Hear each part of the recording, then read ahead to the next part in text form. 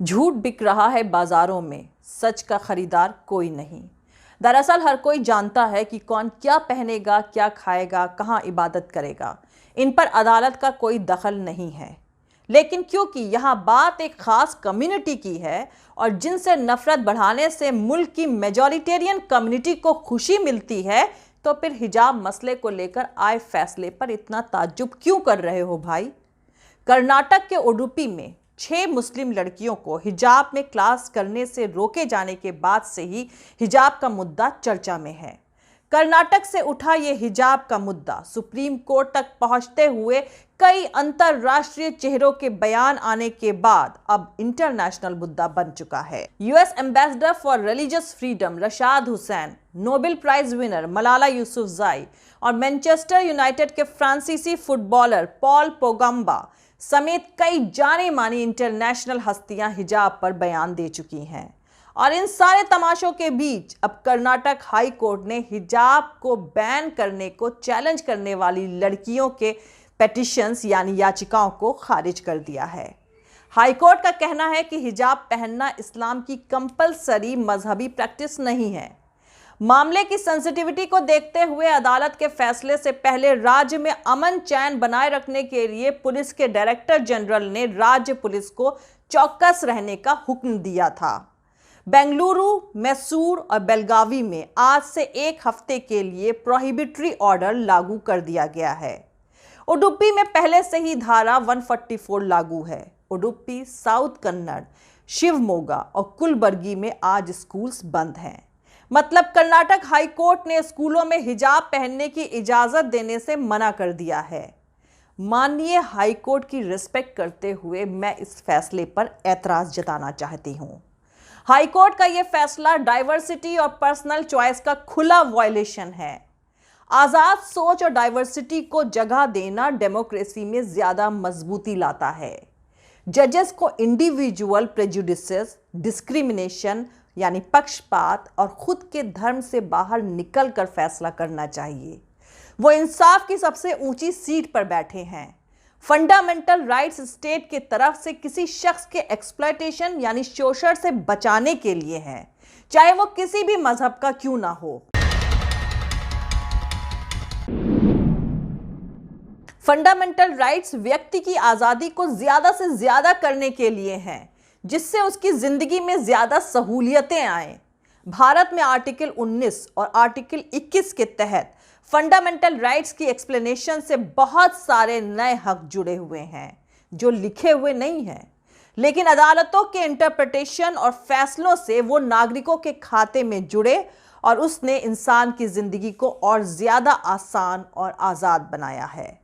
जिस तरह LGBTQ community यानी लेस्बियन गे कम्युनिटी को हक देने में जुडिशरी ने कई बार गलतियां करी और जिन्हें आखिरी में सुप्रीम कोर्ट ने सुधारा और इंसाफ दिया है, मुझे उम्मीद है सुप्रीम कोर्ट में मजहबी और पर्सनल राइट्स को श्रिंक या लिमिटेड करने के बजाय उसके एक्सपेंशन पर सोचा जाएगा।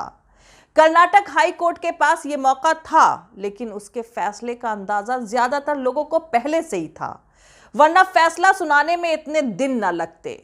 जिन लोगों ने कोर्ट के आर्ग्यूमेंट पढ़े या सुने थे, वो इसे लेकर मुतमईन थे कि हाई कोर्ट में कुछ ऐसा ही रिजल्ट आने वाला है। वैसे यहां पर आपको बता दूं कि फरवरी 2022 के दूसरे हफ्ते में हिजाब मुद्दे को सुलझाने के लिए बनी 3 जजेस की कर्नाटक हाई कोर्ट की बेंच के सामने सुनवाई के दौरान पेटिशनर लड़कियों को रिप्रेजेंट कर रहे एडवोकेट रवि वर्मा कुमार ने कहा था कि सिर्फ हिजाब का ही जिक्र क्यों है, जब क्रॉस, पगड़ी और बिंदी जैसे अनेकों मजहबी पहचान वाले सिंबल लोगों द्वारा रोजाना पहने जाते हैं। उन्होंने कहा था सरकारी आदेश में जब किसी दूसरे मजहबी पहचान पर विचार नहीं किया जाता है तो सिर्फ हिजाब पर ही क्यों? क्योंकि मुस्लिम लड़कियों के साथ भेदभाव पूरी तरह उनके मजहब पर बेस्ड है। सैकड़ों रिलीजियस सिंबल्स हैं और सरकार सिर्फ हिजाब को ही क्यों चुन रही है? उन्होंने तर्क दिया था कि हिंदुओं और सिखों के अपने अपने धार्मिक प्रतीक हैं, लेकिन इन गरीब मुस्लिम लड़कियों को उनके मजहब के चलते ही चुना गया है। मुस्लिम लड़कियों को फौरन पनिशमेंट दिया जाता है, क्या इन मुस्लिम लड़कियों को क्लास से बाहर करने और सड़क पर खड़ा करने वालों को टीचर्स कहा जा सकता है? एजुकेशन का मकसद बहुलता है, वर्दी को बढ़ावा देना नहीं। उन्होंने कहा था कि अगर पगड़ी पहने लोग सेना में दाखिल हो सकते हैं तो हिजाब पहनने वाली इन लड़कियों को स्कूल की क्लास में जाने से क्या चीज रोकती है? यह सिर्फ उनके मजहब की वजह से ही है कि हिजाब पहने लड़कियों को क्लास से बाहर भेज दिया जाता है। बिंदी लगाने वाली लड़की को बाहर क्यों नहीं भेजा जा रहा है? चूड़ी पहनने वाली लड़की को भी नहीं भेजा जा रहा है। क्रॉस पहनने वाले ईसाइयों को भी नहीं। फिर सिर्फ इन्हीं लड़कियों को ही बाहर क्यों भेजा जा रहा है, जो कि संविधान के आर्टिकल 15 का वायलेशन है? उन्होंने आगे कहा था कि मुस्लिम लड़कियां सबसे कम एजुकेटेड हैं। कम से कम लड़कियां इस बहाने स्कूल तो आ रही हैं। अगर हिजाब की वजह से उन्हें वापस भेज दिया जाता है तो ये उनके लिए कयामत साबित करने वाला है। लड़कियां हिजाब पहनना अपना हक मानती हैं और सरकार को इसकी इज्जत करनी चाहिए। खैर, अब तमाम दलीलों के बाद भी कर्नाटक हाई कोर्ट ने एजुकेशनल इंस्टीट्यूट में हिजाब पहनने के मामलों में छात्राओं की याचिका खारिज कर दी है और अदालत ने साथ ही अपने फैसले में यह भी कहा है कि एजुकेशनल इंस्टीट्यूट में यूनिफॉर्म का सिस्टम कानूनी तौर पर जायज़ है और इससे संविधान में दी गई फ्रीडम ऑफ एक्सप्रेशन के हक या निजता की आज़ादी के अधिकार का वायलेशन नहीं होता है। वहीं दूसरी तरफ कर्नाटक के चीफ मिनिस्टर बसवराज बोम्मई ने कहा है कि बच्चों के फायदे के लिए सबको अदालत के फैसले का पालन करना चाहिए। उन्होंने कहा कि यह हमारे बच्चों के फ्यूचर और एजुकेशन का सवाल है। कानून व्यवस्था बनाए रखने के लिए ज़रूरी इंतजामात किए गए हैं। वहीं स्टूडेंट्स के वकील ने कहा है कि इस मामले पर अब सुप्रीम कोर्ट में अपील करने पर सोचा जाएगा। एआईएमआईएम नेता और सांसद असदुद्दीन ओवैसी ने कोर्ट के इस फैसले पर डिसएग्रीमेंट यानी असहमति जताते हुए लिखा है, मैं कर्नाटक हाई कोर्ट के इस फैसले से सहमत नहीं हूं। फैसले से असहमत होना मेरा हक है। मुझे उम्मीद है कि याचिकाकर्ता सुप्रीम कोर्ट में अपील करेंगे। दूसरी तरफ जम्मू कश्मीर के former chief minister Mehbooba Mufti ने भी हिजाब बैन को बरकरार रखने के कर्नाटक हाई कोर्ट के फैसले पर नाखुशी जताई है। उन्होंने ट्विटर पर लिखा है कि यह फैसला बेहद निराशाजनक है। एक तरफ हम महिलाओं के एम्पावरमेंट की बात करते हैं और दूसरी तरफ हम उन्हें एक मामूली ऑप्शन के हक से वंचित कर रहे हैं। यह सिर्फ धर्म के बारे में नहीं है, बल्कि चुनने की आज़ादी है। जम्मू कश्मीर के फॉर्मर सीएम उमर अब्दुल्ला को भी कोर्ट का यह फैसला पसंद नहीं आया है। खैर, आपको यहां पर बता दूं कि इस हिजाब के मामले की शुरुआत कर्नाटक से हुई थी, जब उडुपी के government PU college for women में 6 स्टूडेंट्स को हिजाब पहनकर आने से रोक दिया गया था। छात्राओं ने कॉलेज के फैसले को मानने से इनकार कर दिया था। फिर जब इन छात्राओं की बात नहीं सुनी गई तो इन्होंने प्रोटेस्ट शुरू कर दिया। ये मामला तब और ज्यादा बढ़ गया जब उडुपी जिले के कॉलेज में लड़कियों के हिजाब के जवाब में कुछ छात्र भगवा शॉल पहनकर आने लगे। इसके बाद कुछ लड़कियों ने भी भगवा शॉल पहनकर जुलूस की शक्ल में एक प्राइवेट कॉलेज में घुसने की कोशिश करी। मामला तूल पकड़ता गया और सियासी पार्टियां भी इस मामले में कूद पड़ी। वहीं दूसरी तरफ राज्य सरकार का कहना है कि स्कूल और कॉलेज में पहले से तय किया गया यूनिफॉर्म ही पहना जा सकता है।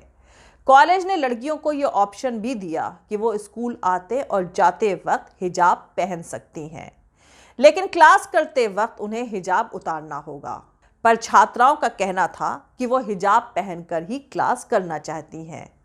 स्टेट की बीजेपी सरकार ने यूनिफॉर्म को लेकर ऑर्डर भी जारी किया था, जिसके मुताबिक सरकारी एजुकेशनल इंस्टीट्यूट की कॉलेज डेवलपमेंट कमेटियां ये फैसला ले सकती हैं कि यूनिफॉर्म कैसी होगी, और प्राइवेट एजुकेशनल इंस्टीट्यूट ये फैसला भी कर सकते हैं कि कॉलेज में यूनिफॉर्म जरूरी है या नहीं। हिजाब पहनने से रोके जाने पर छात्राओं ने हाई कोर्ट में याचिका दायर करी थी। उनका कहना है कि हिजाब पहनना उनका कॉन्स्टिट्यूशनल हक यानी संवैधानिक हक है, लिहाजा इससे उन्हें रोका नहीं जा सकता है।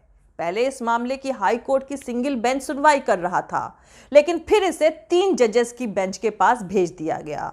इस बीच हिजाब विवाद का मामला उडुपी से निकलकर दूसरे स्कूल्स और कॉलेजेस तक भी पहुंच गया। यहां भी स्टूडेंट्स हिजाब पहनकर कॉलेज आने लगी। देश में कई जगहों पर स्कूल कॉलेजेस में हिजाब पहनने के सपोर्ट और खिलाफ दोनों ही तरफ से प्रोटेस्ट होने लगा। कर्नाटक में पथराव और तोड़फोड़ की वारदातें भी हुई। विवाद बढ़ता देखकर सरकार ने सिक्योरिटी अरेंजमेंट्स बढ़ाए और स्कूल कॉलेजेस बंद करने के ऑर्डर दे दिए। वहीं दूसरी तरफ सुनवाई के दौरान कर्नाटक हाई कोर्ट ने हिजाब पहनने वाली छात्राओं की याचिकाओं पर आखिरी फैसला न होने तक स्कूल कॉलेज में मजहबी पोशाक पहनने पर रोक लगा दी थी। और अब कर्नाटक हाई कोर्ट कह रहा है कि हिजाब इस्लाम का कंपलसरी हिस्सा नहीं है और स्कूल यूनिफॉर्म कंपलसरी है। अहम बात यह नहीं है कि फैसला सही है या गलत, अहम बात यह है कि अब एजुकेशनल इंस्टीट्यूट्स में भी हिंदू मुसलमान होने लगेगा। ऊंट कभी हिंदू की करवट बैठेगा तो कभी मुस्लिम की करवट। सोशल हार्मनी यानी सामाजिक सौहार्द की बलि तो चढ़ती ही रहेगी और सियासी तमाशे पर नेताओं की रोटियां सिकती रहेंगी। जय हिंद, सत्यमेव जयते। अल्लाह हाफिज। दोस्तों, हमारा पूरा वीडियो और दूसरे और वीडियोस देखने के लिए हमारा YouTube channel political Tamasha with doctor Arshi को सब्सक्राइब करके वहां पे लगी बेल आइकॉन को जरूर दबा दें ताकि आपको हमारे आने वाले हर वीडियो की अपडेट्स मिलती रहे।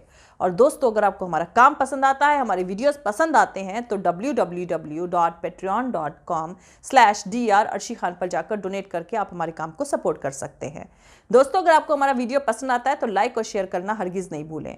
आप हमें फॉलो भी कर सकते हैं हमारे ट्विटर, इंस्टाग्राम और फेसबुक पेज पर। मेरा ट्विटर हैंडल है @arshi aziz khan। Thank you. मिलते हैं अगले वीडियो में।